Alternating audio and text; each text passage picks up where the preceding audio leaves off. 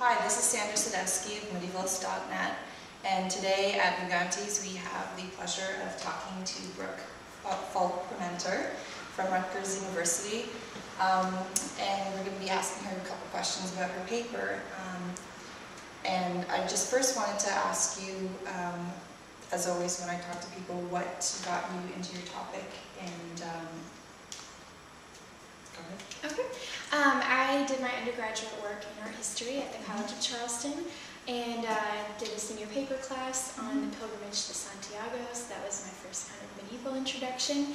I traveled abroad and worked in medieval in France, kind of tracing sculpture across southern France in the Côte du Rhône region, and then went immediately to grad school at Rutgers and just kind of started working my way through topics, and an independent study with my advisor, Laura Weigert, led me to anti-Jewish images.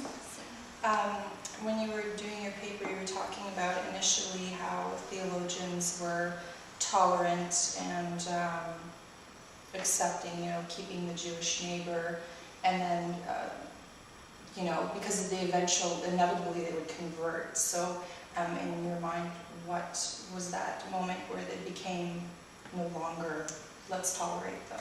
Right. Well, I think, for the most part, Augustine just had a really strong following for a long time. And so his doctrine of Jewish witness had sort of this, everyone refers to it as a slay them not approach, because, eventually they would see everything.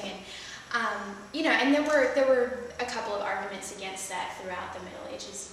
Certainly can't say that everyone followed Augustine to the letter, but really the first outbreak of mass violence is during the Crusades of 1096, and there are all these stories of Jewish martyrdom. Basically, Jews either chose to convert, even if it didn't stick later on, or were martyred, basically, and that was in the Rhine region in Germany.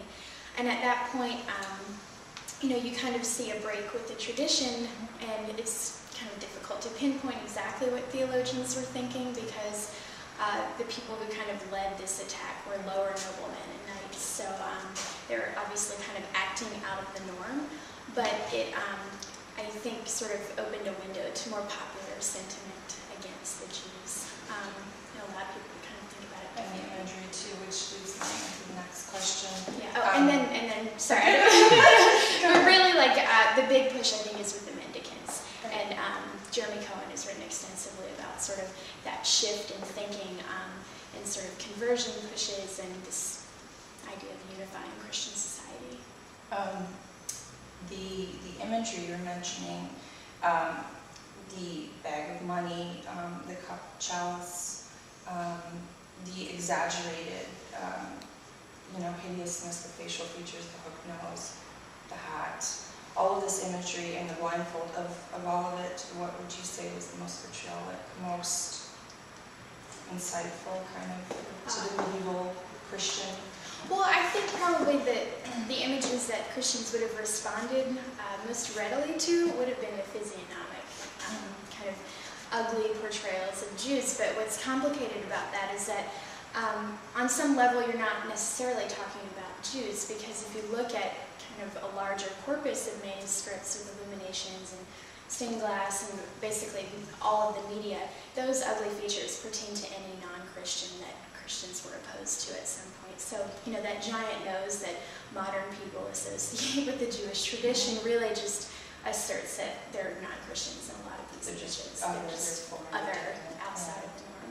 And lastly, I just wanted to ask you, where do you want to take your research with this, and what are you working on in the future? Yeah. What I'm really thinking about right now, and as you heard in the paper, my dissertation is on the Fortress of Faith and its evolution in manuscript and printed book. But what I'm really thinking about is what all of these tropes and what the Fortress of Faith tell us about Christian identity and how Christians were thinking about themselves, even subconsciously, more so than what it tells us about Jews during the time. Because I think we've all reached a point where we know we're not talking about reality and how Jews are represented, but it often tells us more about the people making the images and looking at them than the people within them. Well, thank you very much for taking the time. Thank you. Great.